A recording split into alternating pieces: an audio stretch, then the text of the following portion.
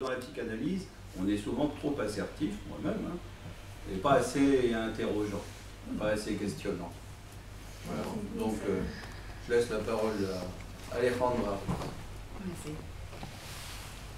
Bon, j'avais écrit un texte, mais je vais ajouter quelque chose à propos de ce qu'il avait posé. Si vous ne comprenez pas, faites comme ça et je m'arrête. Bon. Et les notes de lecture que nous avons fait dans Lapsus Calami nous permettent de travailler parce que nous appartenons à différentes institutions psychanalytiques. Les revues étaient faites par personnes qui avaient différents affaires, différents travails, différentes histoires. À Buenos Aires. À Buenos Aires. Et quand on commence à travailler ensemble, c'est difficile parce qu'il y a une langue analytique dans chaque institution, on peut dire. Et toutes les notes de lecture nous permettent de travailler à propos de ces différences. Et aussi parce qu'à Buenos Aires, il y a un maître qui s'était Massota, qui c'est très important, mais nous ne les connaissons pas. Et nous avons étudié avec des disciples de Massota. Il y a des différences très importantes entre eux. Et c'est difficile dans l'état de lecture pour ma génération. Et travailler ces différences. Et bon, ce que Convergencia nous a permis de travailler ces différences entre les institutions lacaniennes. Et ça, c'est une des choses les plus importantes que nous laissons témoignage dans les notes de lecture. C'est bien, c'est compris? Oui. Bon. Alors, bon. Et je vais lire. Il sera tout aussi important d'offrir aux analystes ainsi rassemblés la possibilité de constituer une force politique pour appuyer les inscriptions sociales dans les différents contextes où les actes prennent place. À cet effet, on nécessitera de rappeler l'affirmation de Freud suivant laquelle la psychanalyse est laïque. Il s'agit de la condition sine qua non pour éviter toute fossilisation de son discours et pour assurer une réinvention constante de la vérité freudienne. Acte de fondation de Convergencia. Et la politique comme pratique.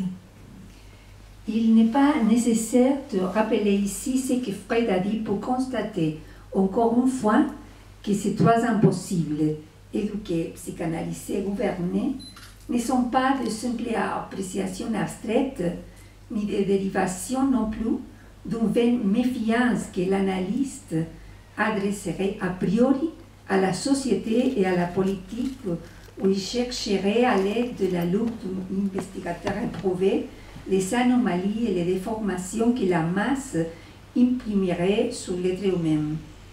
Les trois impossibles freudiennes sont une production de l'analyse, l'effet de ce que la pratique, à chaque fois, nous invite à confronter.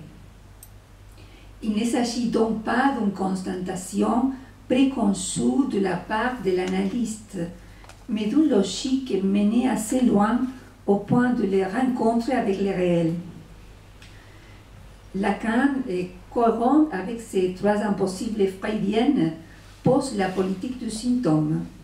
Phrase souvent arborée comme une question de principe ou comme l'avatar d'une destinée incontournable à laquelle les psychanalystes devraient de répondre. Loin de cette sorte de prophétie ou de slogan, la politique du symptôme ne vise pas un destin néfaste auquel il serait improbable d'échapper, ce qui rendrait indistinctes les politiques, quelles qu'elles soient, puisqu'elles seraient toutes également symptomatiques. La politique du symptôme est une mise sur les désirs, là où les psychanalystes pourraient avoir quelque chose à dire. Que les symptômes instituent l'ordre dans lequel se révèle notre politique implique que tout ce qui s'articule dans cet ordre soit passible d'interprétation. Or, qu'il mérite une interprétation n'implique pas qu'une telle interprétation ait été réalisée.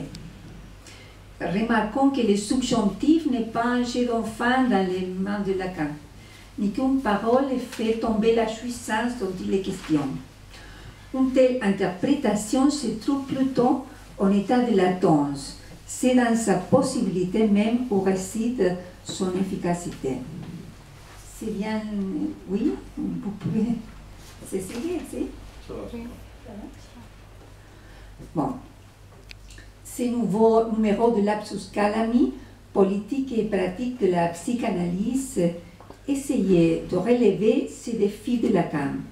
Les psychanalystes qui écrivent ici osent prendre à leur compte quelques-unes de ces phrases, formulations inquiétantes qui semblent dire et cacher en même temps ce qu'elles signifiaient.